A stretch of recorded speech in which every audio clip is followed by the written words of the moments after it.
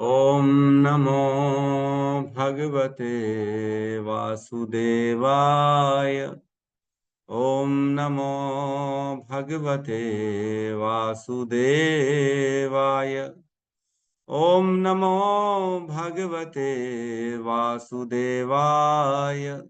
यः स्वानुभावम् अखिलं श्रुतिसारमेकम् आध्यात्मदीपम् अतितीर्षितां तमवन्धम् संसारिणां करुणयः पुराणगुह्यम् तं व्याससूनम् उपयामि गुरुं मुनीनां।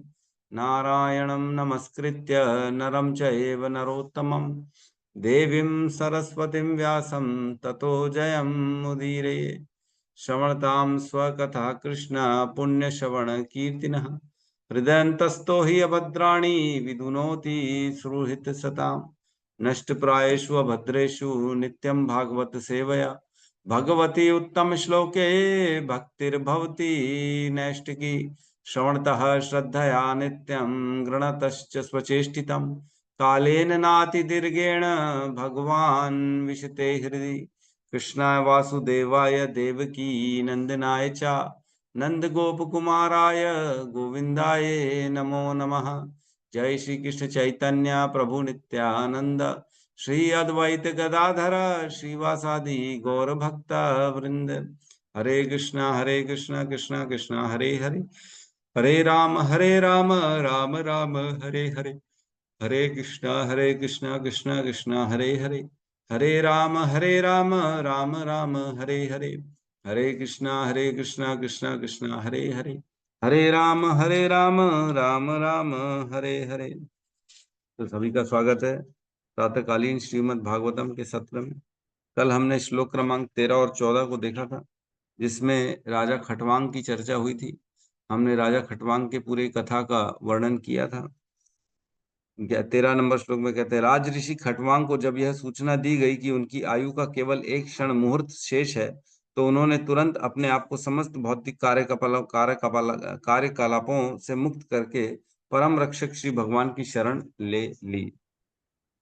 14 नंबर श्लोक में कहते हैं, हे महाराज परीक्षित, अब आपकी आयु के और 7 दिन शेष हैं।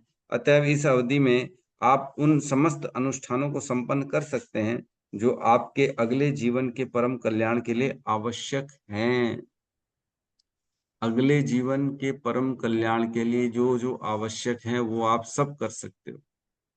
हमने नारद जी के पूर्व जन्म का प्रसंग पढ़ा था, जिसमें उन्होंने एक दासी के पुत्र के रूप में जो है ऋषियों की सेवा करी थी चातुर्मास के दौरान। जो उनका उच्छिष्ट बचता था वो खाते थे और उनसे ज्ञान का जो है श्रवण करते थे।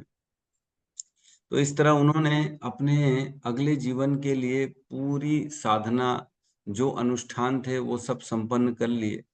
और जैसे ही उनकी माता जो है उनको सांप ने डसा, तो वो भगवत प्राप्ति के लिए उत्तर दिशा की ओर पैदल पैदल निकल पड़े। उन्होंने अनेक वन, गार्डन, गांव, शहर, माइंस और क्या क्या न जाने, पहाड़, जंगल, झाड़ियां सब क्रॉस करी। तब जाके वो फिर एकांत स्थान में बैठे और भगवान का चिंतन करने लगे।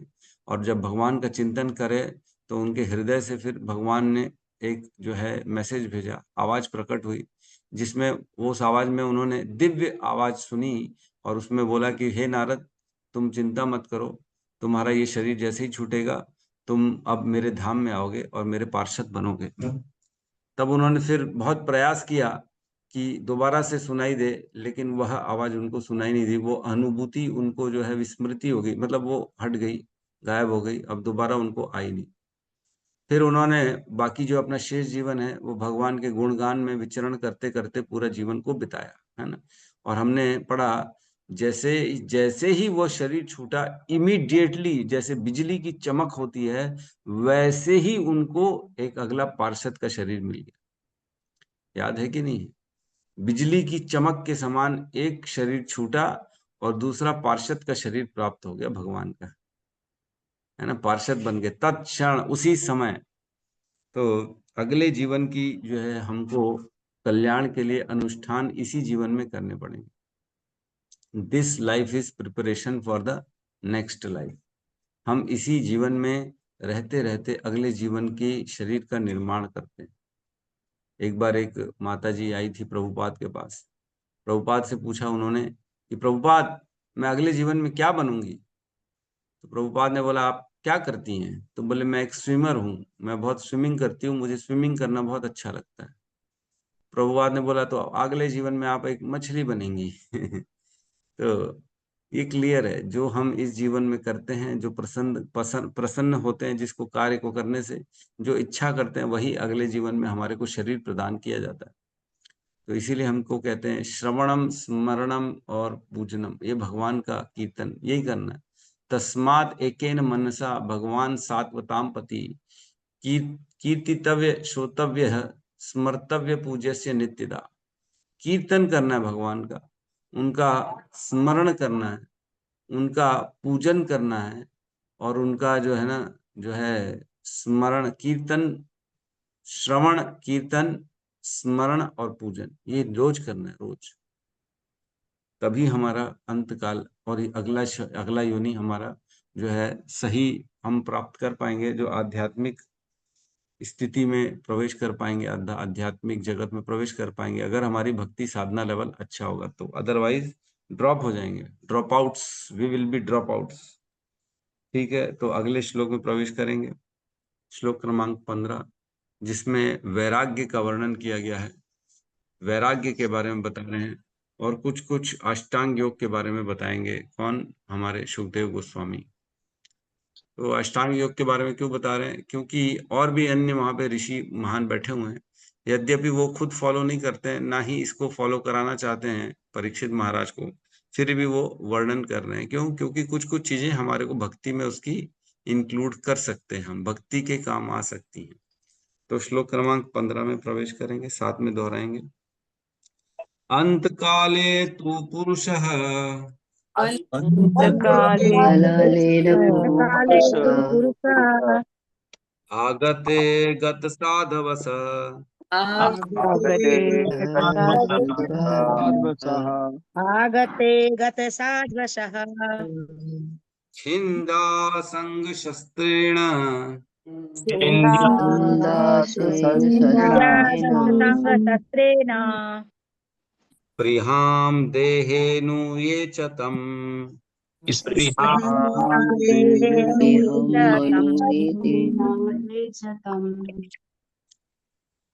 अंतकाले तु पुरुषः अंतकाले पुरुषः आगते गतसाध्वसः आगते गतसाधवः छिन्दात असंगशस्त्रेण छन्दासंगशस्त्रेण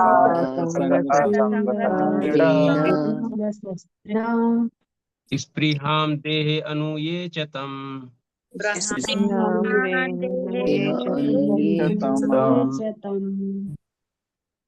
अंतकाले तो बोलिए प्रभु, बोलिए बोलिए आप। अंतकाले तो पुरुषः अंतकाले तु पुरुषः गते गतसाध्वसः आगते ते गतसाध्वसः गतसाध्वसः सिद्धांत संगशस्त्रेण संगतस्तेन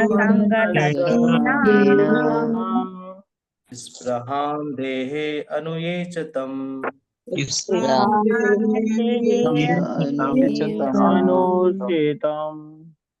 अंतकाले तु पुरुषः अंतकाले तु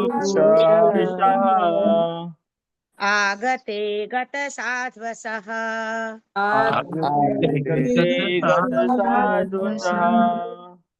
छिन्द्यात संगशस्त्रेण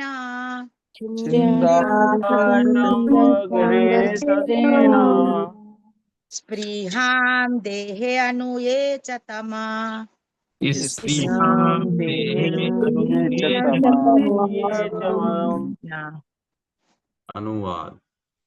मनुष्य को चाहिए कि जीवन के अंत काल में मृत्यु से तनिक भी भयभीत न हो, अपितु वह भौतिक शरीर से भौतिक शरीर से तथा उससे संबंधित सारी वस्तुओं एवं उससे संबंधित समस्त इच्छाओं से अपनी आसक्ति तोड़ ले। ओम ज्ञानतिमिरन्धस्य ज्ञानांजन शलाकया चक्षुरुन्मिलितं येन तस्मै श्रीगुरुवे नमः।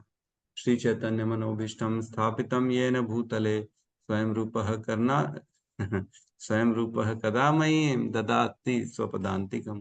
वन्देऽहं श्रीगुरु श्रीयुतपदकमलं श्रीगुरून् वैष्णवांश्च श्रीरूपं सागरजातं सहगण रघुनाथान्वितं तं सजीवं साद्वैतं सावधूतं परिजनसहितं कृष्ण चैतन्य देवं श्री राधा कृष्ण पादान् सहगण ललिता श्री विशाखान्वितांश्च। हे कृष्ण करुणा सिंधु दीनबंधु जगतपते गोपेश गोपिका कांता राधा कांत नमस्तुते। तप्त कांचन गौरांगी राधे वृंदावनेश्वरी वृषभानुसुते देवी प्रणमामि हरिप्रिये। वाञ्छाकल्पतरोभश्च कृपा सिन्धुभ्य एव च पतितानां पावनेभ्यो वैष्णवेभ्यो नमो नमः। नमो विष्णुपादाय कृष्णपृष्ठाय भूतले श्रीमते भक्तिवेदांत स्वामीति नामिने। नमस्ते सारस्वती देवे गौरवाणी प्रचारिणे निर्विशेष शून्यवादी पाश्चात्य देशतारिणे। जय श्री कृष्ण चैतन्य प्रभु नित्यानंद श्री अद्वैत गदाधर श्रीवासादि गौर भक्त वृंद। हरे कृष्णा कृष्णा कृष्णा हरे हरे, हरे राम राम राम हरे हरे। कृष्णा। आज का श्लोक बहुत ही इंपॉर्टेंट होने वाला है ना, तो इसको समझने की हम कोशिश करेंगे। सुखदेव गोस्वामी एक के बाद एक चौका छक्का मारे जा रहे हैं हर श्लोक में कुछ न कुछ ऐसा एकदम विशेष ज्ञान प्रदान कर रहे हैं जो आंखों को खोल दे रहा है, बुद्धि को एकदम हिला दे रहा है ना। तो यहाँ बता रहे हैं किस प्रकार की मृत्यु होनी चाहिए व्यक्ति की, मरना कैसे है ये बताया। The act of living body है ना, इसका हम शीर्षक दे सकते हैं। किस प्रकार हम इस शरीर को त्यागें, यह सिखाया जा रहा है इस श्लोक में, है ना। तो प्रवेश करते हैं। अंत काले तू पुरुषः, अंत काले तू पुरुष, लेकिन तू मीन्स लेकिन अंत काल जीवन के अंतिम अवस्था में, हे पुरुष, पुरुष मीन्स यहाँ पे व्यक्ति, कोई भी व्यक्ति हो सकता है। लेकिन बोला जा रहा है इसमें, लेकिन अंत काल, अंत जीवन की अंतिम अवधि जब होती है, अंत काल जब आ जाता है, मरणासन जब व्यक्ति का आता है, तब पुरुष मीन्स हर किसी के लिए क्या है, आगते गत साधव, आगते गत साधवसः मीन्स, आगते मीन्स जब दिखता है कि मृत्यु आ गई है, आगते अंत काल आ चुका है सबका, कोई देख रहा है मेरा बस अब अंत काल आने वाला है, तब गत साधवसः भय का त्याग करके, भय का त्याग करना चाहिए। गत साधवसः मृत्यु से भय नहीं होना चाहिए। होता है कि नहीं, ये तो पॉसिबल ही नहीं। बोले प्रभु हर कोई तो मृत्यु से डरता है, उसकी स्थिति खराब हो जाती है, मल मूत्र निकल जाता है, लोगों का डर जाते हैं, सब छूट रहा है मेरा, सब पूरी जीवन की जो मैंने कमाई करी, मेरा परिवार, मेरा पद प्रतिष्ठा नाम, मेन तो मेरा जो शरीर है जिससे मैंने इतने प्रेम किया, वो सब छूट रहा है, तो भय कैसे नहीं, है ना। भय ही कारण है मृत्यु। और भय किसका है, सब छूटने का, सब छूटने का। ये बहुत जो है सबके अंदर ये अपनी चीजें के प्रति इतनी आसक्ति होती है कि कोई छोड़ ही नहीं पाता। अरे हम अपना पानी का बोतल नहीं दे पाते किसी को, कोई मांग लेता है तो प्रभु वापस कर देना, मैं यहाँ बैठा हूँ, ये दे देना मेरा पानी का बोतल, है कि नहीं। इतनी आसक्ति, इतनी आसक्ति, मेरा है मेरा। अरे भिखारी एक जगह भीख मांगता है ना, तो अगले दिन उस जगह में कोई और आ जाता है तो बोले अरे हट हट, ये मेरी जगह है, मैं यहाँ भीख मांगूंगा अब बताओ, इसमें भी आसक्ति, मेरी जगह। अरे मेरी जगह में कैसे बैठ जाओगे तुम, मैं बैठता हूँ यहाँ पे, तुम्हारी हो गई जमीन, तुम्हारी है, तुमने जमीन बनाई है। कौन बनाया पृथ्वी को, तुमने बनाया पृथ्वी को, जो अपनी जगह बता रहे हो ये मेरी जगह। आसक्ति बड़ी खतरनाक है। आ तो सकती है लेकिन जा नहीं सकती। आसक्ति का आना बड़ा आसान है, आसक्ति इजीली आ जाती है लेकिन जा नहीं सकती जाती नहीं है। व्यक्ति को अपने शरीर और अपने शरीर से रिलेटेड हर वस्तु से बहुत ज्यादा, इतना ज्यादा अटैचमेंट हो जाता है जैसे कि वो उसी का ही है, पूरा आधिपत्य उसी के ऊपर है। तो गर्त साधु सर, उसे चाहिए कि भय ना करे मृत्यु से, मृत्यु जब आए तब भय ना करे। और क्या है, छिंदास असंग शस्त्रेण, असत असंग शस्त्रेण, असंग का जो शस्त्र है, एक शस्त्र बताया गया यहाँ पे, असंग, एक होता है संग और एक होता है असंग। मीन्स व्यक्ति को क्या करना चाहिए, ऐसी चीजों से असंग हो जाना चाहिए, दूर हो जाना चाहिए। ये शस्त्र है जिसे वैराग्य कहते है ना। त्याग देना चाहिए, फिर धीरे धीरे वैराग्य की स्थिति में पहुंच जाना चाहिए। त्याग देना चाहिए, क्यों? क्योंकि ये तो सारी जो है आसक्ति का कारण बनने वाला है। मेरा मेरा मेरा करके धीरे धीरे आसक्ति बढ़ेगी, इसलिए त्याग दो, तत्क्षण त्याग। और ये क्या है, छिंदांस, शिस्त्र मतलब काट दो, असंग के शस्त्र से अपने सारे भयों को। क्यों? क्योंकि आसक्ति है, इसलिए आसक्ति को सारे की सारी काट लो असंग से।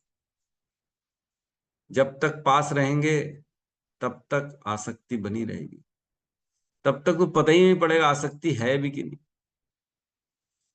दूर हो जाएंगे तभी पता पड़ता है कि कितने प्रेम था जी, अरे बाप रे बाप। पास रहते हैं तो पता ही नहीं पड़ता, अरे ये तो हमारा ही है ना। हाँ। अशस्त्र छिंदांस असद असंग शस्त्रेण, किसका त्यागना है?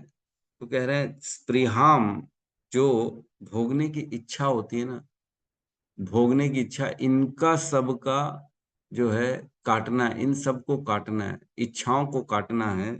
कौन सी इच्छाएं जो हैं? एक तो भोगने की इच्छा है, और क्या कर रहे हैं, देहे अनु, देहे अनु मीन्स जो इस देह से उत्पन्न हुए हैं वो सारे के प्रति भी हमारी आसक्ति होती है। देह से उत्पन्न क्या क्या होता है? देह से उत्पन्न पुत्र पुत्री, है ना, यश, और देह से उत्पन्न जो है हमने जो कमाई करी है ना, पद प्रतिष्ठा, है ना, और एजुकेशन क्वालिफिकेशन, और अपना नाम, ये सब तो देह से रिलेटेड। अरे देह का नाम है ना, हमारा तो नाम ही नहीं है। आत्मा का नाम क्या है बोले तो पता नहीं। ये तो देह का नाम चल रहा है ना, जो चल रहा है। आपका नाम दिखाया जा रहा है, अगर टीवी में कहीं पे आपको जो है पोस्टरों में आपका नाम लगाया जा रहा है, तो वो किसका नाम है? ये शरीर का नाम, आपका तो नहीं है। देह आने के बाद ही तो नाम पड़ा ना, देह के पहले तो नाम नहीं पड़ा था। तो देह अंत, देह अनु, देह के बाद जो चीजें संबंधित उससे रिलेटेड आपके पास आई हैं वो देह अनु हो गई। देह अनु, देह अनु भौतिक शरीर से संबंधित सारी वस्तुएं। ये चतम, और तथा स्वयं भौतिक शरीर को, मतलब भौतिक शरीर और उससे संबंधित हर वस्तु, और भौतिक शरीर में रहते हुए जो भोगों की इच्छाएं हैं, ये सब को असंग के शस्त्र से काट डालो। जब भी दिखे कि तुम्हारा अंत समय आ गया है, जीवन अब जो है प्राण निकलने वाले हैं, उस समय भय नहीं करना चाहिए, और अपने आप को जो है भोगों से दूर कर देना चाहिए, भय से दूर कर लेना चाहिए हर व्यक्ति को। तो ये कह रहे हैं वैराग्य होना चाहिए बेसिकली अंत काल में। तो हम जानते हैं कि जब अंत काल आया तब धृतराष्ट्र को विदुर ने ज्ञान दिया और बोला कि तुम घर छोड़ दो। घर में रहते रहते व्यक्ति को प्राण नहीं छोड़ने चाहिए, घर से दूर जाके प्राण छोड़ने चाहिए। क्यों छोड़ने चाहिए? क्योंकि कहीं ना कहीं अपना घर, अपना पत्नी, अपने बच्चे, अपना पुत्र, अपनी माता, अपने पिता, इनके सामने अगर शरीर त्यागेंगे तो क्या होगा? इन्हीं का स्मरण होगा, सामने दृष्टि के सामने जो दिखेगा उसी का स्मरण होगा कि नहीं होगा? और रोएंगे, हाथ पैर पकड़ लेंगे, ओ जा रहे हो, ये मत जाओ, अरे रुक जाओ, अरे कुछ कर लो, कुछ बचा लो, और वो उसकी आसक्ति वहीं फंसी रहेगी, चाहे भक्ति क्यों ना हो, है कि नहीं? अगर भक्त के भी आजू बाजू में घेर लें उसको, उसके परिवार वाले, और उसके अंत काल में, तो वो कैसे असंग शस्त्रेण होगा? वो तो उसने तो ये शस्त्र को यूज ही नहीं किया ना, असंग के शस्त्र को। तो विदुर ने जो समझाया कि धृतराष्ट्र को, धृतराष्ट्र ने घर त्याग दिया, और धृतराष्ट्र के साथ साथ गांधारी ने भी घर त्याग दिया और दोनों जंगलों में चले गए उत्तर की ओर। हमने देखा, पढ़ा था, है ना। मेरे ख्याल से बद्रिकाश्रम तरफ गए थे वो। बद्रिकाश्रम में जाके उन्होंने फिर जो है ध्यान व्यान किया, भगवान की प्रार्थना करी, फिर उन्होंने अपने शरीर को छोड़ा। युधिष्ठिर और पांडव भी सब जो है उन्होंने घर को छोड़ दिया। असंग शस्त्रेण, असंग कर लिया, सब घर त्याग कर दिया। परीक्षित महाराज को भी हम देखते हैं तो उन्होंने भी अपने घर को त्याग दिया जब उनके अंत काल का समय आया। बोले अब बस, तो पत्नी बच्चे को राज सिंहासन में बिठा दिए, जन्मेजय को उनको राजा बना दिया और पत्नी को वहीं छोड़ दिया और पूरे अपने आभूषणों को, राजसी ठाट बाट को सब त्याग करके ऐसे ही एकदम जनरल साधु कपड़े पहन के निकल आए और गंगा के तट पे बैठ गए परीक्षित महाराज। हमने और भी अन्य अन्य कथाएं सुनी है। राजा भरत ने, उन्होंने भी अपना सब कुछ त्याग करके जंगल में चले गए थे, जो हिरण से आसक्त हो गए थे, है ना। तो उनको अगला शरीर हिरण का मिल गया था। और किसका, हमने राजा जो है ऋषभ देव का कथा सुनी। ऋषभ देव ने अपने 100 पुत्रों को ज्ञान दिया और उन्होंने अपने बड़े पुत्र को राजा बनाया, भरत को, और स्वयं जो है वो जंगल में चले गए और उन्होंने पागलों की तरह रहने लगे ताकि मेरे पास कोई आए ना। अपने ही मल मूत्र में सो जाना, निर्वस्त्र होके घूमना, ये काम किया ताकि असंग शस्त्रेण, ताकि उनके जीवन में असंग रहे, कोई उनके पास आए ही ना, असंग रहे, दूर रहे सबसे। और हम जानते हैं एक राजा थे, है ना, उन्होंने जो है कैसे किया। राजा भरत ने, जो राजा भरत का प्रसंग आता है ना, उसमें कहते हैं कि राजा भरत ने अपना घर बार ऐसे त्याग दिया जैसे कोई मल त्यागता है। घर राज्य कैसे त्याग दिया, मलवत त्याग दिया। जैसे मल से किसी की कोई आसक्ति नहीं होती है, मल त्याग के आ जाता है, उसके बारे में कभी सोचता भी नहीं व्यक्ति, ऐसा त्यागा। देखो, उपमा बड़ी उल्टी दे दी गई है, लेकिन विचार करने योग्य उपमा दी है कि क्या हम कभी भी मल त्यागते हैं तो विचार भी करते हैं कभी, ये मेरा था? कभी नहीं विचार करते। तो ऐसा विचार रख के उन्होंने घर परिवार को त्याग दिया। इतना गहरा विचार कि मेरा तो है ही नहीं है, राज्य मेरा नहीं है, पूरे पृथ्वी का राज्य मेरा नहीं है, मेरी पत्नी मेरी नहीं है, मेरे बच्चे मेरे नहीं हैं, ये सब देख के और ऐसा त्याग दिया जैसे मल त्याग। और एक और राजा का मैं पढ़ा था बीच में, उन्होंने ऐसा घर त्याग दिया, स्वप्नवत त्याग दिया। कौन राजा थे, मैं नाम भूल रहा हूं। स्वप्नवत त्याग दिया। स्वप्न को जैसे आसक्ति नहीं होती ना, स्वप्न में कोई मिल गया, सपोज करो सपने में कोई आभूषण मिल गया, स्वप्ने में कोई पद प्रतिष्ठा मिल गई, उठ के तो फिर क्या रोते कि ओ मेरा छिन गया, मेरा धन में छूट गया, सपने में तो मैं कितना धनवान था। नहीं, वो तो सपना था, छोड़ो। तो वैसी एक राजा का कथन आता है जिसमें कहते हैं वो परिवार और अपना राज्य छोड़ दिया जैसे स्वप्नवत, स्वप्न के समय। तो इतनी गहरी गहरी चीजें बताई गई यहाँ पे। तो बेसिकली भय, है ना, भय से दूर रहना। भय होता क्यों है? तो एक श्लोक आता है 11.2.37 जिसमें बताते हैं भय होता क्यों है ना, भय कब और क्यों होता। तो इसमें कहते हैं भयं द्वितीय अभिनिवेशत् स्यात् ईषादपेतस्य विपर्यतोऽस्मि स्मृति तन्मायया तो बुधा आभजते भक्ते कैशम गुरुदेवतात्मा। जब जीव भगवान की बहिरंगा माया शक्ति में लीन होने के कारण भौतिक शरीर के रूप में गलत से अपनी पहचान करता है, तब भय उत्पन्न होता है। खुद को, जब हमारी खुद की पहचान शरीर के रूप में हम कर लेते हैं, तब भगवान की बहिरंगा शक्ति माया के कारण हमारे जीवन में भय उत्पन्न होता है। तो माया क्या खेल खेलती है जब हम अपने आप को शरीर समझते हैं?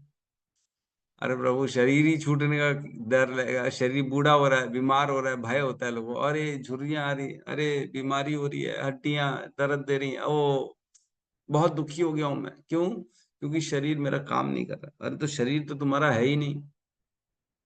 कभी ऐसा भी सोचा ये तो शरीर मेरा है ही नहीं? अभी बहुत इंपॉर्टेंट हम चीजों में चर्चा करने वाले हैं, है ना। जो हम इस शरीर को अपना मानते हैं, तो क्या एक ही जन्म है हमारा? क्या हम इससे पहले कभी जन्म नहीं लिए थे?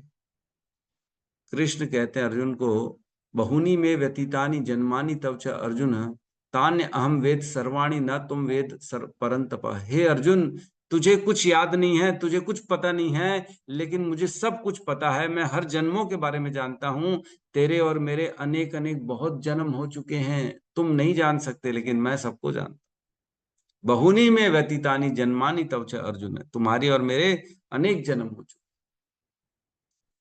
तो हम नहीं ध्यान कर पाते कि हमारे अनेक जन्म हुए हैं। हमको लगता है मेरा एक ही जन्म है, बस यही जिसमें मैं हूं। क्या जन्म के पहले का कुछ याद है? जब माँ के गर्भ में आए उसके पहले कहाँ थे? उसके पिछले जीवन में क्या था हम? क्या इंसान थे कि पशु पक्षी थे? क्या थे? कुछ याद नहीं हो जाता, सब भूल जाते हैं हम। ये बहुत बड़ा इंपॉर्टेंट टर्निंग पॉइंट हो जाता है हमारे अंदर। हमको ऐसा इस शरीर में आसक्त बना दिया जाता है, हमको ऐसा लगता है कि मैं बस यही शरीर है मेरा, इससे न पहले कुछ था न इसके बाद में कुछ रहेगा। इसलिए इस शरीर में आसक्ति हो जाती है। फिर उसके बाद दो तो और मोटिवेशनल स्पीकर तो और उसमें जो है ना बढ़िया नींबू मिर्ची डालने का काम करते हैं कि बस यही शरीर है, इसी के द्वारा तुम प्राप्त कर लो जो प्राप्त करना चाहते हो, मेहनत करो और भोगो, जो चाहिए उसको प्राप्त कर लो। जीवन छूट जाएगा तो फिर उसके बाद किसने देखा? क्या स्वर्ग किसी ने देखा है? क्या नर्क किसी ने देखा है? ये बोल बोल के लोगों को जो है ना और दिव्य ज्ञान के परे ले जा रहे हैं, है ना। आध्यात्मिक ज्ञान से दूर कर दे रहे हैं लोग कि, और उनको पाप करने के लिए जो है ना प्रेरणा देते हैं कि आगे पीछे तो कुछ नहीं है, जो करना है करो, किसी के साथ पाप करो, गलत करो, लेकिन अपने जीवन को जो है भोगो, ऐश करो, लाइफ, एंजॉय लाइफ, बस यही सब सिखा रहे हैं, एंजॉय एंजॉय करो। तो व्यक्ति ऐसा सुन सुन के अपनी पूरी शक्ति केवल भोगों के प्रति लगा देता है। क्या हम देखते नहीं आज की डेट में लोग कितनी मेहनत करते हैं? 12 घंटे 14 घंटे लोग मेहनत करते, किस लिए कर रहे हैं? केवल केवल और केवल भोगों के लिए कर रहे हैं। क्या मेरे पास सामग्री बढ़ जाए, मेरे पास सुविधाएं बढ़ जाए, मेरे पास ऐश्वर्य बढ़ जाए, मेरी एकदम सारी लग्जरी मेरे पास आ जाए, जो जो मेरे को चाहिए सब प्राप्त हो, क्यों? केवल भोग के लिए, ताकि मैं भोग सकूं, इसलिए मेहनत कर रहे हैं और पूरी शक्ति लगा रहे हैं। सोचो वह शक्ति, जो शक्ति दी गई थी भगवान प्राप्ति के लिए, भजन करने के लिए, भगवान का नाम जप करने के लिए, उस शक्ति का दुरुपयोग करके केवल भोगों में लगा रहे हैं। 4 बजे लोग उठ रहे हैं, है ना, लेकिन भगवान का नाम जप नहीं कर रहे, अपने काम में लग गए। 4 बजे 5 बजे मैं देखता हूँ, सुबह सुबह कबाड़ी वाले निकल जाते सुबह सुबह 4 बजे हैं। और हमारे बहुत सारे लोग हैं जो मेट्रोज में रहते हैं, बॉम्बे दिल्ली, ये लोग सुबह सुबह उठ जाते बेचारे, डब्बा उब्बा पैक करके 8 बजे घर से निकल जाते हैं, ट्रेन पकड़ते हैं, 10 बजे पहुंचते हैं, वहां जॉब करते हैं, 7 बजे तक जॉब करेंगे, 6 बजे तक फिर ट्रेन पकड़ेंगे, 8 बजे घर पहुंचेंगे, फिर रात को खाना खाएंगे, 10-11 बजे सोएंगे। पूरा जीवन, पूरी शक्ति निकल गई, तो भक्ति के लिए बचेगा क्या? बुढ़ापा आ जाएगा, उसके बाद तो कुछ कर ही नहीं पाएंगे।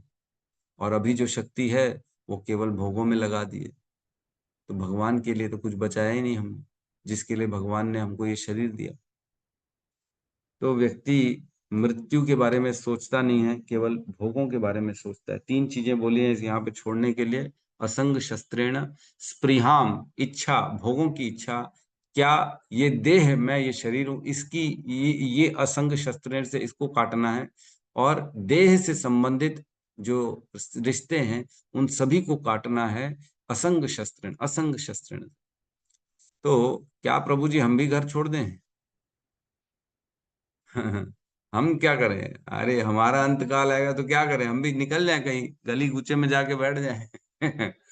तो देखो ऐसा है कि अंतरकरण से हमको सबसे विलग हो जाना है। वैराग्य को अंतर्धारण, जैसे ही उम्र बढ़ रही है, 40-50 साल के हो गए, तो एटलीस्ट हमको अब जो है ना, वानप्रस्थ आश्रम, बेसिकली घर में रहते रहते ही भगवान के प्रति अपने आप को आसक्त करना है, संसार से आसक्ति को कम करना है, आसक्तियां काटनी है हमारे को, जैसे बताया जाता है ना।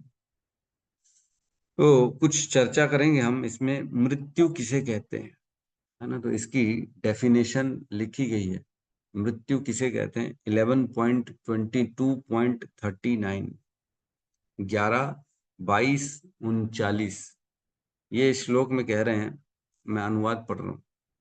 जब जीव वर्तमान शरीर से दूसरे शरीर में जाता है तो उसके अपने कर्म से उत्पन्न होता है, जो उसके अपने कर्मों से उत्पन्न होता है।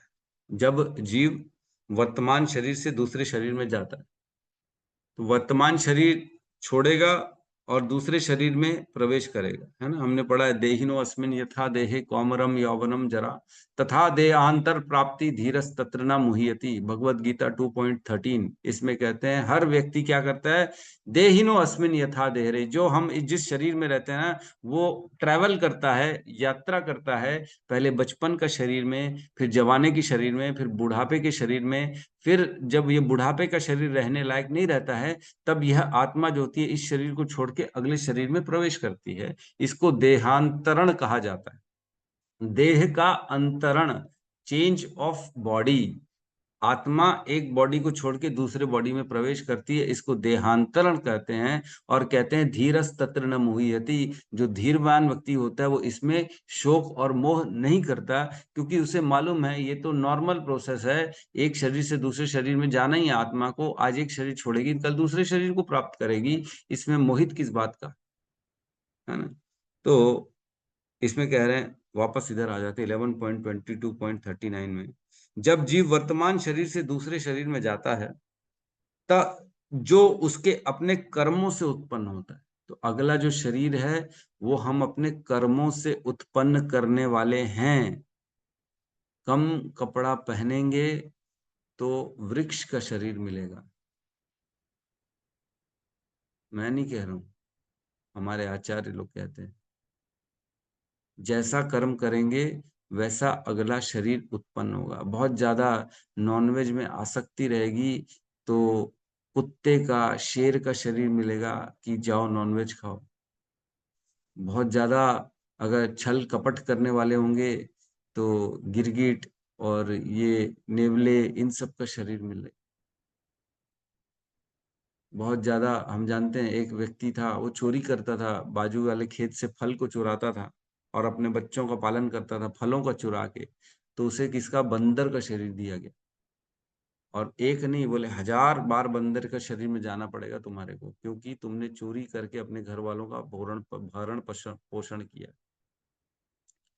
बहुत ज्यादा परिवार में आसक्त होंगे तो उसी परिवार के कुत्ते के रूप में जन्म मिल जाएगा, है ना। बहुत ज्यादा एकदम संचय धन छूटेगा नहीं हाथ से तो सांप का जन्म मिल जाएगा। इस तरह के जन्म निश्चित किए गए हैं व्यक्ति के, जो जो वो कार्य करता है उसके अनुसार उसका अगला शरीर उसको बनता है। हम आज अपने कर्मों से अगले शरीर का निर्माण कर रहे हैं, तो हम ऐसा काम हमें बिल्कुल नहीं करना चाहिए जिससे हमारी अगली गति खतरनाक हो। यह शास्त्र विधिम उत्सृज्य वर्तते कामकारात न ससिद्धिम आपनोति न सुखम न पराम गति। उसको किसी प्रकार की सिद्धि नहीं मिलेगी, ना उसको परम गति, अगली गति उसकी खतरनाक हो जाएगी अगर शास्त्र के विरुद्ध कार्य करेगा तो।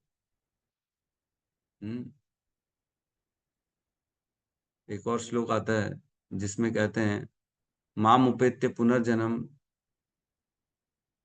नहीं ये नहीं, जिसमें कहते हैं, उसमें कहते हैं कि न अयम लोको अस्ति न परो न सुखम संशय आत्मनः। जो संशय संशय आत्मा विनश्यति, जिसके अंदर संशय रहता है, अश्रद्धाना अश्रद्धाना अज्ञाश्च अश्रद्धानश्च संशय आत्मा विनश्यति न अयम लोको अस्ति न परो संशय आत्मनः। जिसके अंदर संशय रहता है, डाउट रहता है शास्त्रों के प्रति, उसको क्या होता है, उसका जो है ना, ना ही इस लोक में ना ही अगले लोक में उसको सुख मिलती है, अगली योनि में भी उसको सुख नहीं मिलेगा। तो संशय जो है, और हमारे को शास्त्रों के प्रति अगर श्रद्धा ना रखेंगे, भगवान के प्रति श्रद्धा ना रखेंगे, तो यही गति हो जाएगी हमारी, है ना। यहाँ कह रहे हैं, आगे बढ़ रहे हैं, तो वह नए शरीर का आनंदप्रद तथा पीड़ादायक अनुभूतियों में लीन हो जाता है।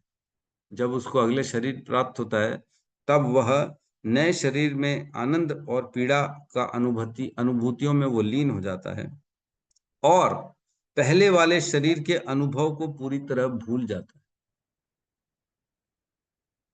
पिछले शरीर का कुछ याद है? कुछ भी याद है? थोड़ा बहुत याद है क्या? मैं क्या करता था, किसका बेटा था? अरे कम से कम इतना तो याद होगा, कितने बच्चे थे, ये भी याद नहीं। कौन सी कॉलोनी में रहते थे, याद है? नॉनवेज खाते थे, वेज खाते थे, कुछ याद है? कुछ भी याद नहीं है। A to Z जीरो हो गया, जीरो, एक चीज याद नहीं है पिछले जन्म की। कह रहे हैं पहले वाले शरीर के अनुभवों को पूरी तरह भूल जाता है। इस तरह से वे अपनी पूर्व भौतिक पहचान की पूर्ण विस्मृति, जो किसी न किसी तरह से उत्पन्न होती है, मृत्यु कहलाती है। मृत्यु क्या कहलाती है? किसे मृत्यु कहते हैं? जो पूर्व जन्म, जो शरीर छूटा हमारा पूर्व जन्म में, उस शरीर की सारी स्मृतियां विस्मृति हो जाती है, हर चीज जब हम भूल जाते हैं, तब इसे मृत्यु कह लेते। सोचो, जब जीव वर्तमान शरीर से दूसरे शरीर में जाता है, एक शरीर से छोड़ के दूसरे शरीर में गया, जो कि उसी के कर्मों के द्वारा उत्पन्न हुआ, और वह शरीर में जब प्रवेश करता है, तो पूर्व जन्म के सारी अनुभूतियों को वो भूल जाता है, और पूरी तरह से विस्मृति हो जाती है उसको पिछले जीवन के सारे कार्यों की। और इसी ट्रांसफर को, एक शरीर से दूसरे शरीर में जब जा रहा है, इसी को मृत्यु कहते हैं, बस, और कुछ नहीं मृत्यु। तो अगर कोई कहे कि मरणासन है, मृत्यु होने वाली है प्रभु इसकी, तो क्या कहेंगे? नहीं नहीं, मृत्यु नहीं हो रही है, ये तो देहांतरण हो रहा है, ये मृत्यु थोड़ी, एक शरीर छोड़ेगा दूसरे शरीर में चला जाएगा ये। फिर इसके अगले शरीर में, इसके अगले श्लोक में 11.22.40, इसमें बताते हैं जन्म क्या है। अभी तो ये सुना मृत्यु क्या है, अब जन्म क्या है ये सुनते। तो कह रहे, हे परम दानी उद्धव, जिसे जन्म कहा जाता है, वह नवीन शरीर के साथ मनुष्य की पूर्ण पहचान ही है। जब नया शरीर मिलता है, जब जीव अपने आप को नए शरीर से अपनी पहचान जोड़ लेता है कि ओ मैं तो ये हूं, इसे जन्म कहते हैं, है ना। मनुष्य नया शरीर उसी तरह स्वीकार करता है जिस तरह कोई स्वप्न के अनुभव या मनोविलास को सत्य मान लेता। जैसे सपने में हम कई बार जब सपना देखते हैं, तब सपने में जब हम देखते हैं कि मैं राजा बन गया हूं या मैं ये बन गया हूं, तब एक पल भी ऐसा भान होता है कि नहीं नहीं मैं ये सपना देख रहा हूं? ऐसा नहीं होता। सपने में लगता है कि सच ही है ये। सपने में ऐसा नहीं लगता कि ये झूठ है, ऐसा लगता है सही है ना। कई बार सपने में तो ऐसा उटपटांग काम भी हो जाता है, फिर उठ के बोलते हो नींद खुली क्यों, मेरी नींद में रहना था, मेरे को कितना आनंद आ रहा था, मेरे को उसी में रहना था, काश स्वप्न चलता रहता मेरा। ऐसा होता है। तो कह रहे हैं कि जैसे स्वप्न की तरह हम स्वप्न में पूरी तरह से अभिनिवेशित हो जाते हैं, उसी प्रकार इस शरीर में भी अभिनिवेशित हो जाते हैं। ऐसा लगता है बस मैं ये शरीर ही तो हूं, और क्या है मेरे पास, और कुछ भी नहीं है। तो ये जन्म है। नए शरीर जैसे प्राप्त होता है और हमारा उसके साथ अपना देह और अपना संबंध हो जाता है कि ये मैं शरीर हूं, तब हम इसको जन्म कहते हैं। सोचो, स्व मान लेता है जब भौतिक शरीर को। उसके बाद 41 नंबर श्लोक में कहते हैं 11.22.41, जिस प्रकार मनुष्य स्वप्न या दीवा स्वप्न का अनुभव करते हुए अपने पहले के स्वप्नों को या दीवा स्वप्नों को स्मरण नहीं रख पाता, उसी तरह अपने वर्तमान शरीर में स्थित मनुष्य इसके पूर्व विद्यमान होने पर भी यही सोचता है कि वह अभी हाल ही में अस्तित्व में आया है। बहुत गहरी गहरी चर्चाएं चल रही हैं हमारी, अगर ध्यान नहीं देंगे तो कुछ समझ में नहीं आने वाला। आज इस शरीर में हैं, ये आज का सपना चल रहा है हमारा, और जो पिछले शरीर में थे वो पिछला कल का सपना था जो कि हम भूल चुके हैं। याद ही नहीं हमारे को वो सपना, वह सपना और यह सपना। उस सपने में थे तो ऐसा लग रहा था मैं वही हूं, मैं, मेरे साथ हो रहा है सारी चीजें। अब आज के रात में सोए, आज का जो सपना आया तो वो सपने को पूरी तरह से भूल गए। कल के सपने में हम राजा बने थे, आज के सपने में हम चोर बने हैं। तो कल हम राजा का फीलिंग कर रहे थे, आज हम चोर का फीलिंग कर रहे हैं। तो जब चोर बने हैं तब राजा का अनुभूति याद है क्या कि मैं राजा था? नहीं याद। हमको लगता है मैं चोर ही हूं।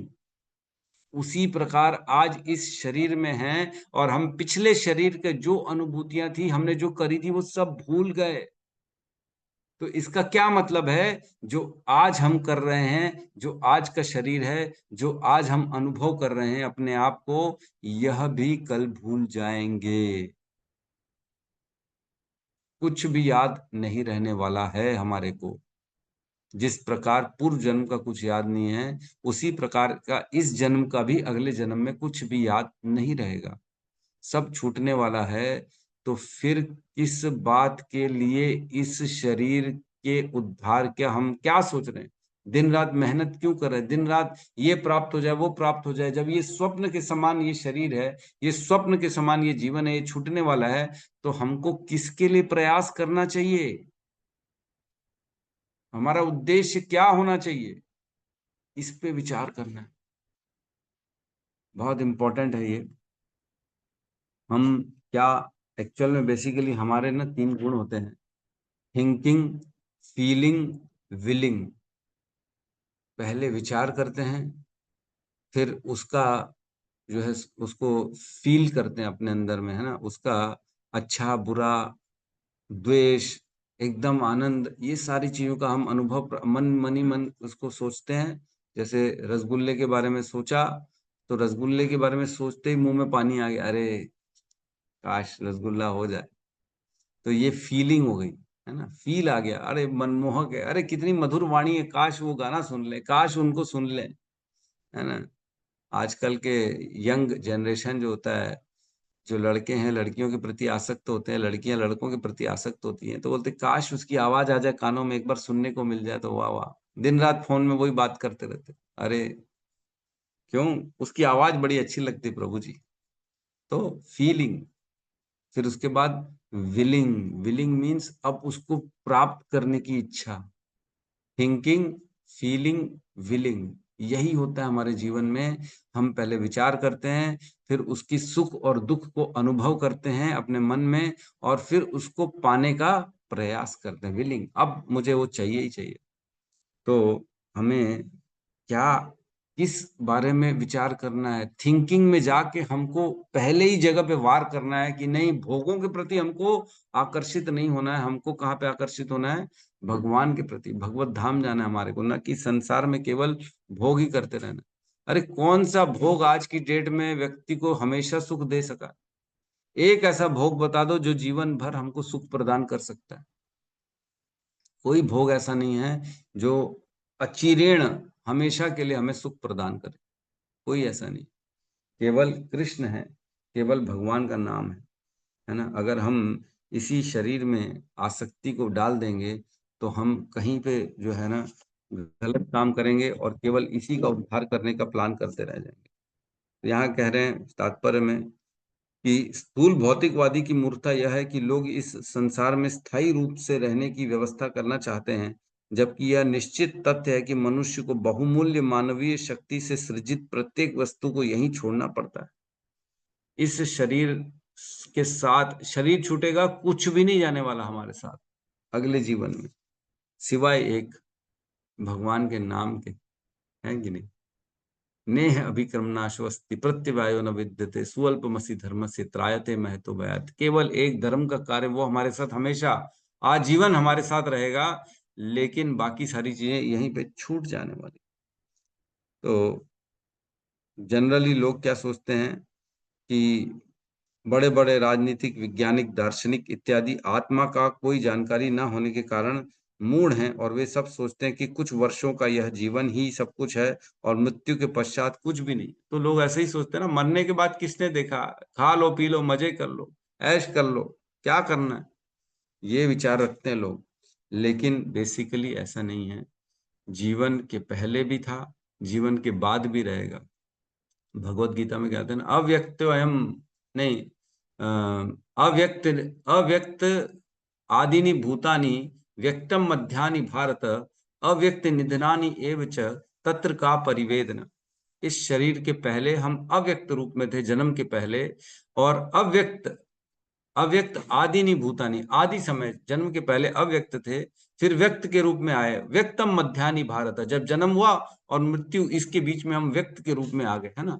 और अव्यक्त निधनानि एव च, फिर जब मर जाएंगे तो फिर अव्यक्त हो जाएंगे। तत्र का परिवेदना, इसमें किस बात का शोक करना, वेदन किस बात का, वेदना किस बात की रखना है अर्जुन, ये तो होता रहेगा। जिसने जन्म लिया है उसकी मृत्यु निश्चित है, और जिसकी मृत्यु निश्चित है उसका जन्म भी निश्चित है। जातस्य ध्रुव मृत्यु ध्रुवम जन्म मृतस्य च तस्माद अपरिहार्यते ना त्वं शोचितुम अर्हसि। इसमें शोक किस बात का, ये तो सर्कल है, चक्र है, जन्म मृत्यु का, चलता रहेगा चलता रहेगा चलता रहेगा, इसमें हमको परेशान नहीं होना है। तो व्यक्ति को जैसे ही उसकी उम्र बढ़ रही है, मृत्यु कब आने वाली ये पता नहीं, तो कम से कम 40-50 साल का जब हो जाए तो कम से कम देखना चाहिए कि अब तो कभी भी मैं जा सकता हूं। तो क्या करना है, असंग शस्त्रेण, असंग के शस्त्र से अपने आप को सारी इच्छाओं से, इस शरीर से और इस शरीर से संबंधित हर चीजों से अपने आप को काटना है, और अपने को भगवान के श्रवण कीर्तन में लगाना है अपना, तब हमारा जीवन सफल होगा, अदरवाइज जीवन विफल हो जाएगा। ठीक है, तो यहाँ पे किसी का प्रश्न है तो हम ले सकते हैं।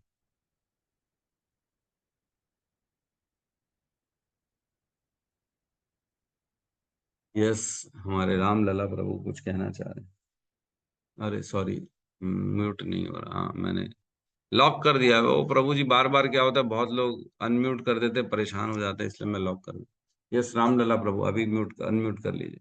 हरे कृष्णा प्रभु जी। तो क्वेश्चन ये, जैसे आपने बोला देहांतरण और मृत्यु दोनों अलग अलग अवस्था है। जैसे आपने बोला ये जो शरीर जब टूटता है वो देहांतरण है, जब पूर्ण विस्मृति होती है वो मृत्यु है। तो ये थोड़ा सा समझना है दोनों का डिफरेंस। इसका देहांतरण, एक शरीर से दूसरे शरीर में जाने को देहांतरण कहते हैं। तो ये तो प्रोसेस है, जैसे बचपन का शरीर, जवानी के शरीर, जवानी के शरीर से बुढ़ापे के शरीर में, तो ये एक स्टेजेस है, धीरे धीरे धीरे धीरे जहां आत्मा जा रही है। लेकिन देहांतरण, हर देहांत, जैसे देहांतरण हो गया, इस देहांतरण का प्रोसेस क्या है, इसमें विस्मृति हो जाती है। लेकिन बचपन के शरीर से जवानी के शरीर में पूर्ण विस्मृति नहीं होती, जवानी से बुढ़ापे के शरीर में विस्मृति नहीं होती है, इसलिए इनको मृत्यु नहीं कहते हैं। देहांतरण को इसलिए मृत्यु कहते हैं क्योंकि इसमें पूर्ण विस्मृति हो जाती है पूरे शरीर, पिछले कार्यों की, और नए शरीर में व्यक्ति अभिनिवेशित हो जाता है, इसलिए इस देहांतरण को मृत्यु कहते हैं। जैसे प्रभु जी एक एक ये भी आता है, जैसे हम देखते हैं कि कई बार जैसे कुछ प्रजापति ऋषि की स्टोरी मिलती है कि उसके पिताजी या उसके पूर्वज आते बताते हैं, भाई आप हमारे लिए कार्य करो या कुछ, तो पिंडदान करिए या विवाह करिए। तो ऐसा लगता है कि लोगों का मृत्यु के बाद पितृलोक में भी उनकी स्थिति रहती है। देखो समझिए, अभी जैसे ये शरीर छूटेगा ना, तो विस्मृति तुरंत नहीं होती है। हमने पढ़ा था जीव स्तुति, आपने सुनी है कि नहीं सुनी है। जीव स्तुति में जब जीव गर्भ में होता है माता के, तो उसको उसके पूर्व के 100 जन्मों के सारे कर्मों को याद दिलाया जाता है कि तुमने 100 जन्मों में क्या किया है। लेकिन जैसे ही उसका जन्म होता है, जैसे ही वो प्रकृति के संपर्क में आता है ना, तो विस्मृति हो जाती है। समझ में आया? सुखदेव गोस्वामी माँ के गर्भ से बाहर क्यों नहीं आ रहे थे? क्योंकि उनको मालूम था जैसे ही मैं बाहर आऊंगा ना, इस प्रकृति को स्पर्श करूंगा और मेरी विस्मृति हो जाएगी। जो मेरे अंदर ये इतना सुंदर ज्ञान है ना, आध्यात्मिक ज्ञान है, जो मेरी अनुभूतियां, वो सारी विस्मृति हो जाएगी। माया मेरे को पकड़ लेगी और मेरे को छोड़ेगी नहीं। तो विस्मृति कब होती है? जब हमारा जन्म होता है। जन्म के पहले तक विस्मृतियां नहीं होती।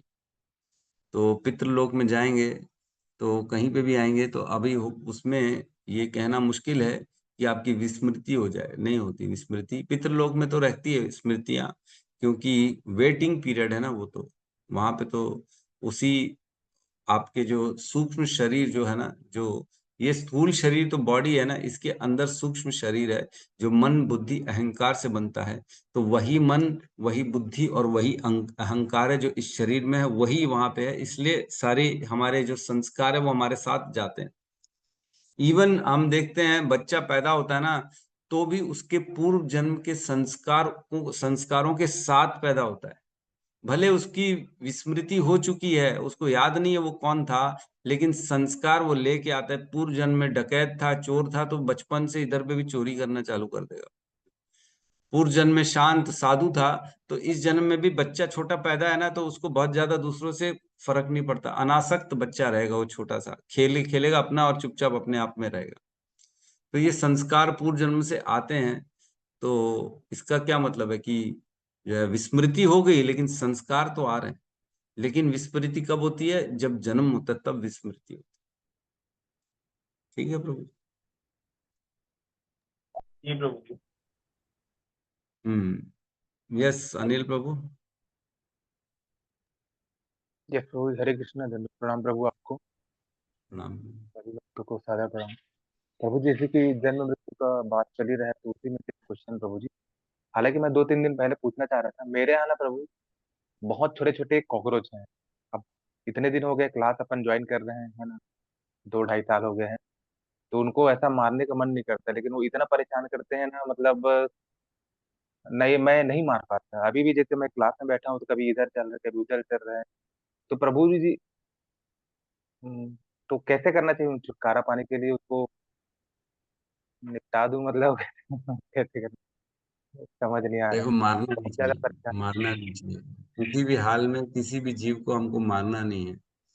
अगर वो परेशान कर रहा है तो रास्ता ढूंढना चाहिए कि कैसे हम उससे बचाव करें, है ना। लेकिन मारना नहीं है अपने को। रास्ता ढूंढिए, उसके लिए कुछ ऐसा छिड़काव कर दीजिए ताकि आए ना कॉकरोच घर के अंदर। ऐसा कुछ जाली वाली बना लीजिए ताकि वो परेशान ना करे, गंदगी ना आए हमारे घर में। मतलब कुछ भी ऐसा रास्ता बनाइए। आप तो खुद जो एमआर हैं, इधर उधर घूमते रहते हैं, 50 लोगों से मिलते हैं। तुम 50 लोगों से मिल के ऐसा दवाई ववाई के बारे में पूछिए जो छिड़का सकते हैं ताकि वो आए ना हमारे घर में। लेकिन परेशान करते हैं, मार दिए, तो आप भी तो किसी को परेशान करते हो। ऐसा तो जरूरी नहीं है कि आपसे कोई परेशान नहीं होता। ऐसा भी तो हो सकता है कोई आपसे परेशान हो रहा हो। इसका क्या मतलब है? वो आपका मृत्यु कर देंगे, मार देंगे क्या? नहीं मारना हमारे अधिकार क्षेत्र के बाहर है। जन्म और मृत्यु का अधिकार केवल और केवल भगवान के पास है। हमको अधिकार नहीं दिया गया है किसी को भी मारने का, न कि स्वयं को मारने का। ये शरीर भी हमारा नहीं है, हमारे को प्रकृति ने दिया है। और जब हमारे समय आएगा तब ये खुद ब खुद छूट जाएगा। तो दोनों का अधिकार नहीं है। ना हम जन्म दे सकते हैं, ना मार सकते हैं किसी को। दोनों नहीं कर सकते। मतलब उसको किसी भी कंडीशन में मारना नहीं, उसके लिए ऐसा सोल्यूशन ढूंढे कि वो परेशान भी मत करे और यहाँ से चले भी जाए, बट हम्म। उनके जीवन में हस्तक्षेप अपने को नहीं करना। देखो, ये ये हमारी धारणा होती है कि ये मेरा घर है ना। सपोज करो आप जिस घर में रह रहे हैं, तो ऐसा आपको लगता है कि ये मेरा घर है। ये आपकी बुद्धि है, क्योंकि आप उसका किराया पटा रहे हो तो आपका घर आपको लग रहा है। तो जिस घर में कॉकरोच का जन्म हुआ, क्या वो ये नहीं सोच सकता कि मेरी ये मातृभूमि है, मैं तो यहीं पैदा हुआ हूं, मेरा ही ये तो है कि नहीं? है ना। हमारे अंदर भी तो ये फीलिंग होती है ना, मैं भारत देश है मेरा, यहाँ मैंने जन्म लिया है, मेरी जन्मभूमि है, मैं ये मेरी माँ है, मैं इसको कैसे छोड़ दूं? लड़ मरूंगा, काटूंगा पीटूंगा पाकिस्तानियों को, बांग्लादेशियों को, लेकिन ये मेरी भारत माता है, इसको मैं छोड़ूंगा नहीं। होता है कि नहीं? ये एक फीलिंग है कि नहीं? तो जी। कॉकरोच भी तो पैदा हुआ है, वो भी तो बोलेगा मैं मर जाऊंगा यहीं पे, मेरा जन्म स्थान है ये, मैं छोड़ूंगा नहीं, ये मेरा स्थान है। तो प्रभु जी मेरा तेरा कुछ है ही नहीं, एक्चुअल में नहीं है, हमारा कुछ भी नहीं है, सब भगवान का है। ईशावास्यम इदम सर्वम यत किंचित जगताम जगत, ये पूरा जगत किसका है? ईशावास्यम, उनका वास है, ये हमारा नहीं है। हमको तो उन्होंने कुछ जगह दे दी है रहने के लिए फिलहाल। तो ये सोचना कि ये मेरा है, तो ये हम बहुत बड़े इल्यूजन में, भ्रम में, हमारा कुछ भी नहीं है। ये उनका भी है, जो रह रहे हैं जहां जहां इस मट्टी के नीचे इतने कीड़े रह रहे हैं, क्या उनका नहीं है ये स्थान? उनका भी है ये, हमारा भी है, सबको मिल के रहना है। बस ये है कि आप हमारे दायरे में ना आए और हम आपके दायरे में ना जाए, ऐसा रखना है। तो बस दायरा बनाएं, अपने दायरे तक उनको वर्जित कर दें कि आप इधर इधर प्रवेश ना करें, आप उधर पे रहें। तो इसके लिए आपको अपने जो भी है साधन इकट्ठे करके ऐसी व्यवस्था करनी है ताकि आपका गंदगी ना बढ़े, है ना, आप सुरक्षित रहें। बाकी जैसे कि अगर कोई मारता होगा या फिर अभी तक में मैंने जितनी बार ही मारा हुआ तो उसका भी पाप लगेगा ना प्रभु, क्योंकि इससे पहले तो बिल्कुल लगेगा प्रभु, ये सब। बिल्कुल हाँ। लगेगा। देखो यही तो पढ़ते आ रहे हैं, पाप बिल्कुल लगेगा। एक पशु वध हमने पढ़ा था अभी कुछ श्लोक पहले, हो सकता है जी। गौतम बुद्ध प्रभु को याद हो, जिसमें कहते हैं अगर हम किसी पशु का वध करते हैं तो ये माना जाता है कि हम एक अबोध बालक का, जिसको बच्चे को जो है अकल नहीं है, उसका वध कर रहे हैं। क्योंकि पशु को भी पास बुद्धि नहीं होती है, और छोटा बच्चा किसी का खेल रहा है, कूद रहा है, तो उसके पास भी बुद्धि नहीं है, तो ये माना जाता है कि हम एक अबोध बालक का वध कर। तो इतना बड़ा वध का है। यद्यपि हमारे कानून नहीं है ऐसे कि पशु का वध कर दो तो मृत्यु की सजा मिलेगी, ऐसा कुछ नहीं, हो तो अलाउड कर देते हैं, लेकिन आध्यात्मिक जगत में ऐसा कुछ भी नहीं है। हर वध का हमारे को समान रूप से पाप लगेगा, चाहे वो मनुष्य का वध हो चाहे पशु का वध। हम्म। ठीक। जी प्रभु। हरे कृष्ण। यस गौतम बुद्ध प्रभु कहिए। हरे कृष्णा प्रभु जी, धन्यवाद प्रणाम। प्रभु जी, राम। जैसे भगवत गीता में प्रभु जी मतलब पुराने जो वीडियोस है उसमें जैसे बताया मृत्यु और उसके बारे में, जन्म के बारे में प्रभु जी, तो वही क्लियर करना था प्रभु जी। जैसे जन्म उसमें बता रहे थे कि जो हमारा भौतिक शरीर और इंद्रिया है, जब आत्मा के साथ संयोग होता है तो वो जन्म है, और जब वो वियोग होता है तो वो मृत्यु है। तो ये डेफिनेशन भी सही है क्या प्रभु जी? भौतिक शरीर और इंद्रियों का आत्मा के साथ संयोग। संयोग। जी हाँ प्रभु तो जी। यही हुआ ना। अरे तो भाई क्या हुआ आज, यही तो लिखा है यहाँ पे भी कि हम जब शरीर प्राप्त करते, जब आत्मा नए शरीर में जाती है और पूरे पुरानी चीजों को विस्मृति हो जाती है, नए शरीर के साथ जो उसका आनंद है और जो उसके दुख और तकलीफ है उसका अनुभव जब वो करना चालू करती है, उसको जन्म कहते हैं। तो नए शरीर में क्या क्या मिला उसको? इंद्रियां मिली, नए शरीर भौतिक शरीर मिला, और उन इंद्रियों के माध्यम से वो जो सुख का अनुभव कर रहा है चाहे दुख का अनुभव कर रहा है, इसी को तो जन्म कहा जा रहा है। तो दोनों सेम ही डेफिनेशन है, दोनों में एकदम सही लिखा है। बस हम जो है एंगल बदल बदल के देख रहे हैं और कुछ नहीं। अच्छा जी प्रभु जी। और प्रभु जी एक चीज पूछना था, याद नहीं आ रहा है वो कौन सा राजा था, ताकि मैं यहाँ पे लिखूं। आपने एक बताया था प्रभु जी, कोई राजा था जिन्होंने पूरा अपना राजपाट छोड़ दिया था, लेकिन बाद में वो दो मित्र वो किसी चीज के लिए झगड़ा हो रहे थे, फिर एक वहां पे कोई बुजुर्ग दादी या कोई आए थे, तो वो मुझे याद नहीं आ रहा था अभी। हाँ, राजा भरतरि हरि, भरतर हरि, राजा भरती हरि, है ना। वो राजा थे, उन्होंने पूरा अपना सब त्याग दिया। तो नदी किनारे गए थे झोला टांग के स्नान करने, तब उन्हीं का भांजा आया वहां पे, उसने उनका झोला हटा के अपना टांग दिया। तो दोनों स्नान करके आए, बोले मिल लिए, फिर बाद में झगड़ने लगे, अरे तुमने मेरा झोला हटा दिया, अब मेरे स्थान पे तुमने रख दिया। तो बुढ़िया निकली वहां से, बोले अरे तुम एक झोले के लिए लड़ रहे हो, हमारे राजा को देखो भरत हरि ने, भरतरी हरि, उन्होंने पूरा राज्य त्याग दिया। और वो कौन थे? स्वयं भरतरी हरि थे वो। वही नहाने आए थे। तो उनके अंदर अरे बाप रे ऐसा वैराग्य उत्पन्न हो, मैंने ये क्या कर दिया, मैंने तो राज्य छोड़ा भगवान के लिए, और ये झोला टांगने के स्थान के लिए मैं विवाद कर रहा हूँ। तब वैराग्य बढ़ गया उनके अंदर। भरतरी हरि, बहुत अच्छी कथा है उनकी। जी ठीक प्रभु है। जी। और प्रभु जी एक चीज पूछना था प्रभु, जैसे आपने पिछले श्लोकों में प्रभु जैसे बताया कि जैसे हम मतलब गृहस्थ होते हैं तो 5 प्रकार के जो है वो पाप करते हैं, जैसे हम गैस जला रहे हैं, हाँ। चाहे खाना बना रहे हैं, मांस, हम्म। तो उसके लिए प्रभु जी क्या बोलते हैं, जब हम भगवान कृष्ण की भक्ति कर रहे हैं, माला कर रहे हैं, तो ये सब चीजें मतलब कैसे होगा प्रभु जी, मतलब इनका हमको परिणाम क्या मिलेगा? देखो, हम जब भगवान की भक्ति करते हैं ना, जब हम भगवान के लिए सारे कार्यों को समर्पित कर देते हैं, तब वे सारे कार्य क्या बन जाते हैं? अकर्म बन जाते हैं, है ना? जब व्यक्ति भगवान के लिए कार्य करता है तब जाके उसको कर्म का बंधन नहीं लगता है। लेकिन अगर केवल हम अपने लिए कार्य करेंगे तो ये 5 प्रकार के पाप हमेशा हम रोज हर पल कर रहे हैं। कुकिंग करेंगे, घर की सफाई करेंगे, पानी भरेंगे, उबालेंगे, तो लोग जीव मरेंगे ही मरेंगे निश्चित तौर से, और उनका पाप हमको लगता चला जाएगा। इसलिए अपने आप को, जीवन को समर्पित करना चाहिए भगवान पे, अपने सारे कार्यों को समर्पित करना चाहिए। हे भगवान, आपका घर है, मेरा घर नहीं है।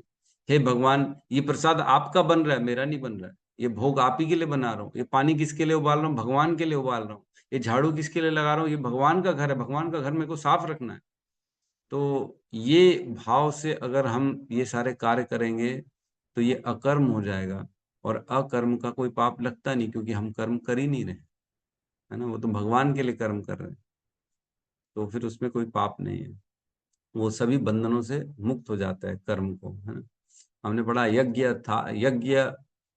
अर्थात कर्मणो अन्यत्र लोको अयम कर्म बंधन तदर्थम कर्म कौंत्वे मुक्त संग समाचर। कि हे अर्जुन, यज्ञ के रूप में कर्म को करो और सारे कर्म को भगवान के लिए करो, तब ऐसे कर्मों से तुम हमेशा सदा सदा के लिए मुक्त रहोगे। भगवत गीता 3 अध्याय के 9वां नंबर श्लोक। यज्ञ अर्थात कर्मणो अन्यत्र लोको अयम कर्म बंधन तदर्थम कर्म कौंत्वे मुक्त संग समाचर। ऐसे कर्म करोगे तो सदा सदा के लिए तुम मुक्त रहोगे, कर्म के बंधन में नहीं फंसोगे।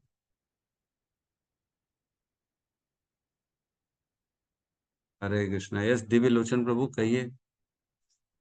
हरे कृष्ण प्रभु जी, दंड प्रणाम। प्रणाम प्रभु। प्रभु जी, आज की क्लास के लिए आपको बहुत बहुत कोटि कोटि धन्यवाद प्रभु जी।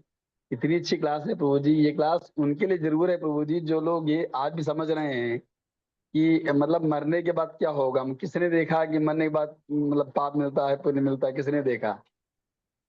ये उनके लिए बहुत अच्छी क्लास है प्रभु जी। प्रभु जी जैसे अभी क्या नाम का अनिल प्रभु जी ने अभी पूछा था कि जीव को मारने के लिए, तो प्रभु जी ऐसे ध्यान आया। लेकिन वो भक्त प्रभु जी ना, वो जो है भौतिक बंधन से मतलब छुटकारा चाहता था।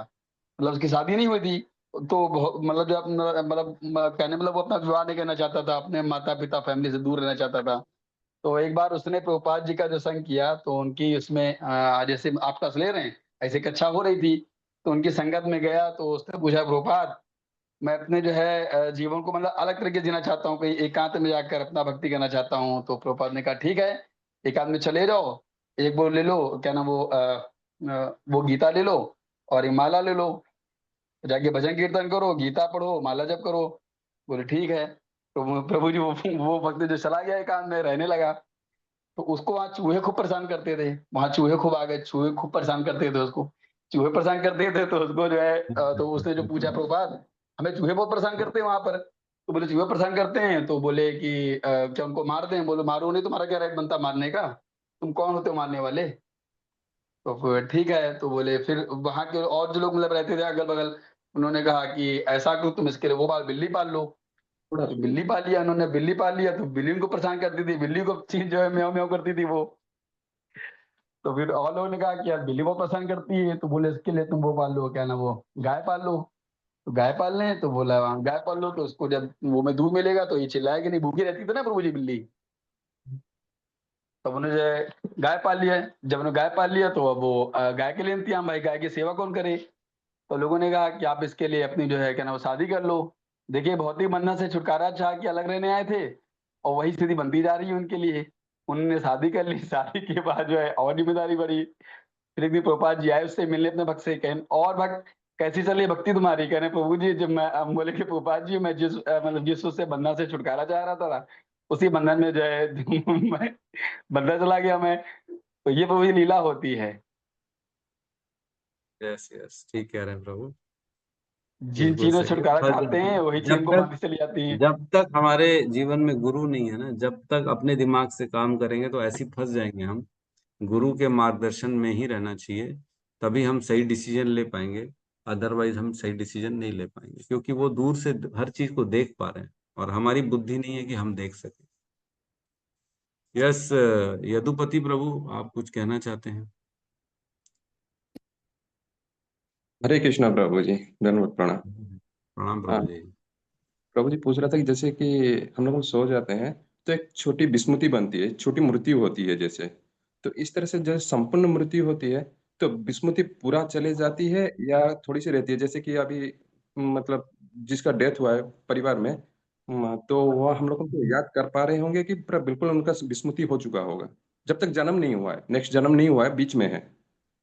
हाँ, तब तक याद करेंगे ना, तब तक जानेंगे, आपको पहचान लेंगे। पहचान क्योंकि लेंगे। हम पढ़े हुए हैं, श्राद्ध कार्य में वो अपने अपने घर आते हैं, तो देखते हैं अपने बच्चों को, ये मेरा बच्चा ये क्या कर रहा है, मेरे लिए कुछ निकाला है कि नहीं निकाला है, ये मेरे प्रति पंडित को कुछ भोजन खिला रहा है कि नहीं खिला रहा है। अगर नहीं खिला रहा है तो उनको दुख होता है, और फिर पितृ दोष लगना चालू हो जाता है कि देखो मैंने क्या नहीं किया इनके लिए, और ये मेरे को खाना नहीं दे रहे श्राद्ध कार्य में, तो पितृ दोष हो जाता है फिर वो। तो उनको स्मृति रहती है, जब तक अगला जीवन नहीं होता तब तक स्मृति बनी रहती कि मैं इस घर में पैदा हुआ था, ये मेरे बच्चे हैं, और ये मेरा घर है, ये मेरे पुत्र पौत्र इत्यादि हैं, सब कुछ याद रहता जी जी, हरे कृष्ण। है। हरे कृष्ण। तो बड़ा हरे कृष्णा प्रभु सुंदर। जी। हरे कृष्णा। यस प्रभु। कृष्णा प्रभु, दंडवत प्रणाम प्रभु जी। हाँ प्रभु जी। प्रभु जी, अगर किसी की कोई हत्या कर देता तो अपराध है कि पाप है, क्या है? अपराध है कि पाप है? देखो, अपराध और पाप में अंतर क्या है? अपराध मतलब ऐसा कार्य जो कि हमें राधा रानी से दूर कर रहा है, अपराध। राधा से दूर यानी अपराध। तो ये अपराध जो होता है ना, ये जरूरी नहीं कि पाप भी हो, लेकिन ये छोटे छोटे कार्य हो सकते हैं जिससे हमारी भक्ति, हम कृष्ण से दूर हो रहे हैं। ये सपोज करो, कोई वैष्णव जा रहा है ना, सपोज करो आपने उनको इधर मुंह कर लिया, नहीं यार इनसे कौन बात करेगा, इधर चले जाते हैं हम, तो ये कोई पाप नहीं है, लेकिन अपराध है। प्रसाद मिला आपको हाथ में, और आपने उस प्रसाद को ऐसी साइड में छोड़ दिया, उसका अपमान कर दिया, मतलब उसका जो ग्रहण करना था वो किया नहीं, साइड में छोड़ दिया आपने, तो उसमें किसी का पैर पड़ गया। तो ये कोई पाप नहीं है, लेकिन अपराध है, बहुत बड़ा अपराध है ये। तो अपराध से हमारे जीवन में भक्ति खत्म हो जाती है, लेकिन पाप से व्यक्ति के जीवन में दुखों का प्रवेश हो जाता है ना। दुख आएंगे, बहुत अत्यधिक दुख आएंगे, क्योंकि हमने पाप कर दिया। किसी को झापड़ी मार दी, किसी को जो है ना बहुत गाली दे दी, गंदा गंदा बोला, किसी के जो है ना भविष्य को खराब कर दिया हमने, उसके गलत बयान दे के, अरे ये तो एकदम गंदा आदमी है। अपराध, ये पाप है, बहुत बड़ा पाप। दूसरे की स्त्री के साथ गंदे गंदे विचार कर रहे हैं, संग करने का विचार कर रहे हैं, ये पाप है। चोरी कर रहे हैं, डकैती कर रहे हैं, ये पाप है। तो पाप से दुख आते हैं, और पाप से हमारी आने वाली योनियां गंदी होती हैं, लेकिन अपराध से दुख नहीं आते हैं, अपराध से भक्ति खत्म हो जाती है। और अपराध से आने वाली योनियों में भी जो है वो फर्क नहीं पड़ता, वो तो कर्मों के अनुसार आती। अपराध से केवल भक्ति खत्म हो जाएगी, आध्यात्मिक उन्नति खत्म हो जाएगी। तो पाप से ठीक है मुक्ति कैसे मिले? जिसने पाप किया वो जी। मुक्ति कैसे पाए? जी, पाप से मुक्ति कैसे मिल पाएगी? हरे कृष्ण महामंत्र बोलेंगे तो पाप से मुक्ति हो जाएगी, है ना। अच्छा, ठीक। सांकेत्यम परिहास्यम व स्थोभनम हेलनम एव वा वैकुंठ नाम ग्रहणम अशेग अघरम विदु। एक बार अगर भगवान का नाम ले लिया किसी भी प्रकार से, तो समस्त पापों से हमारी मुक्ति हो जाती है ना। हमने पढ़ा ही था अजामिल के केस में, उसने नाम लिया असहाय अवस्था में, तो उसको करोड़ों करोड़ों जन्मों के पापों से मुक्त कर दिया गया था, है ना। अयम ही कृत निर्वेशो जन्म कोटि अहंसाम अपी, है ना। यत याजुवारा विवशो नाम स्वस्त्यम अयनम हरे। जिसने विवश होकर भगवान का नाम का स्मरण कर लिया, जाप कर लिया, नारायण बोल दिया, तो केवल नारायण बोलने से उसके अनेक कोटि करोड़ों जन्मों के पापों से उसको मुक्त कर दिया गया, जी, है ना। ठीक। कॉन्सेप्ट क्लियर होगा, होगा अपराध ना और पाप में क्लियर? क्लियर होगा। यस यस, हरे कृष्ण। हरे कृष्णा बोलो। संतोष तिवारी प्रभु जी क्लास में जुड़ रहे हैं हमारे। हाँ, कल भी हमने उनका स्वागत किया था। आज भी आए हैं प्रभु जी, अब आएंगे। हाँ संतोष प्रभु जी, क्या आप सुन पा रहे हैं हमारी बात को? हाँ सर। है ना? प्रभु जी प्रभु जी। तो हमारे प्रिय में से एक अजीत माधव प्रभु आपका बड़ा ख्याल करते हैं, आपके लिए हाँ हमेशा कैसा लग रहा है आपको? ठीक लग रहा है? हाँ सर, वो हमें काफी संतोष महसूस होता है। संतोष महसूस हो रहा है ना? तो धीरे धीरे जैसे ये आध्यात्मिक ज्ञान हमारे अंदर प्रवेश करता है ना, हम इस भौतिक संसार के कल्मशों से अपने आप को दूर कर लेते हैं। हाँ जैसे सर। एक कमरे के अंदर एसी चालू रहेगा तो बाहर की गर्मी उसको सताएगी नहीं। उसी हाँ प्रकार सर। जब हम भगवान की शरण में चले जाते हैं, भगवान के नाम की शरण में चले जाते हैं, तो इस संसार के दुख, ताप, जलन, द्वेष ये सब सताते नहीं है। फिर आपसे कोई कितना भी द्वेष कर ले, पीड़ा पहुंचा दे, हाँ अपने अंदर में ही आनंद चल रहा है तो बाहर से क्या तकलीफ है। फिर व्यक्ति हाँ अपने आप में आनंद प्राप्त कर लेता है, उसको संसारिक कष्टों से कोई फर्क ही नहीं पड़ता।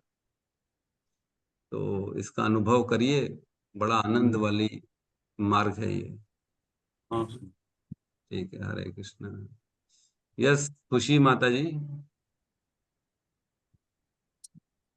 हरे कृष्णा प्रभु जी, दंडवत प्रणाम। प्रणाम माता जी। प्रभु जी, अगर हम कोई भी धाम जाते हैं तो वो हम हमारे पुण्य से जाते हैं या फिर कृपा से जाते हैं? मतलब जो यहाँ भौतिक जगत में वो वाली धाम। हाँ हाँ, समझ गया मैं। तो देखो ऐसा है कि ये आएगा अब आपके भगवत गीता के 18वें अध्याय के 14 नंबर श्लोक, कि कोई भी कार्य संपन्न होता है उसके पीछे क्या कारण है ना? अधिष्ठानाम तथा कर्ता कारणम च पृथक विदम विविधाश्च पृथक चेष्टा देवम चैवत्र पंचमम। कोई भी कार्य संपन्न होने के पीछे 5 कारण होते हैं।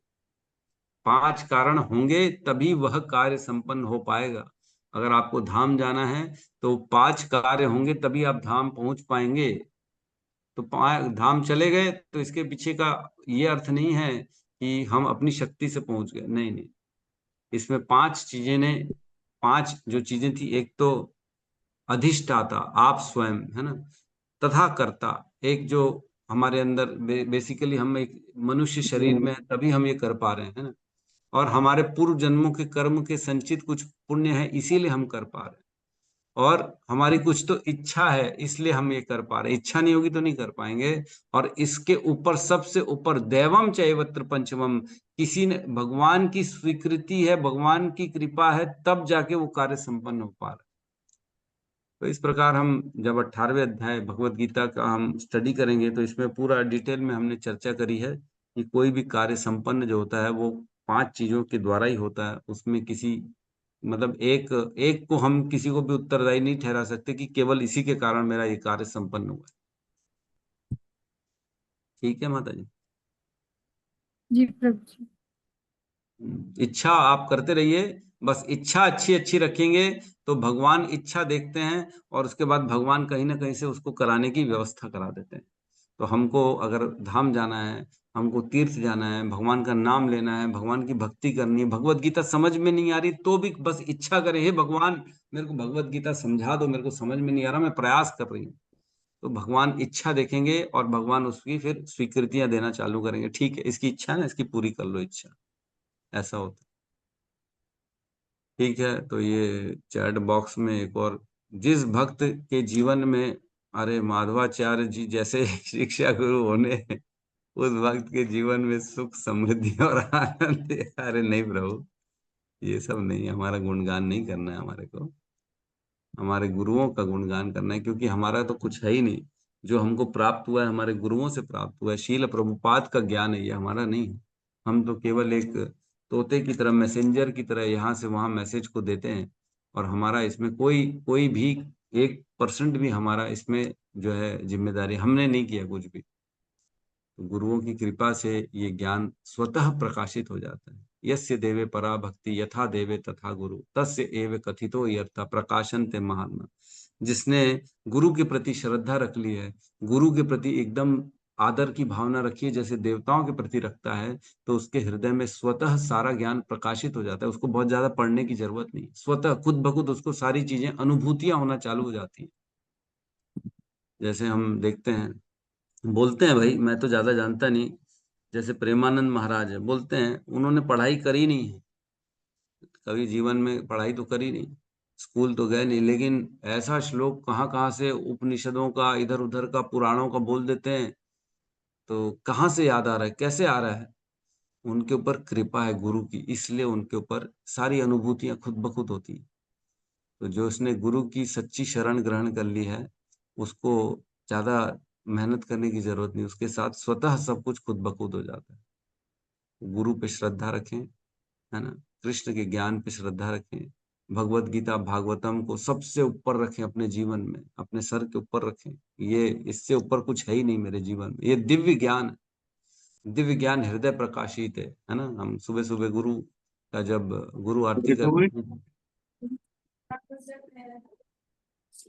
ठीक है, ठीक है, कुछ पूछ रहे हैं प्रभु जी आप? नहीं, ठीक है, तो यहाँ पे हम क्लास को क्लोज करेंगे, सब मिलके हरे कृष्ण महामंत्र का उच्चारण करेंगे। हरे कृष्णा हरे हरे कृष्णा हरे कृष्णा कृष्णा कृष्ण हरे हरे हरे राम हरे राम राम राम हरे हरे समस्त भक्त वृंद की जय जगत गुरु चेल प्रभुपाद की जय गौर प्रेमानंदे, हरि हरि बोल। हरि हरि बोल हरि हरि बोल। हरे कृष्ण प्रभु जी दंडवत प्रणाम। हरे कृष्ण प्रभु जी धन्यवाद धन्यवाद प्रभु जी हरे कृष्ण सभी भक्तों को हरे धन्यवाद कृष्ण प्रणाम। हरे कृष्ण हरे कृष्ण।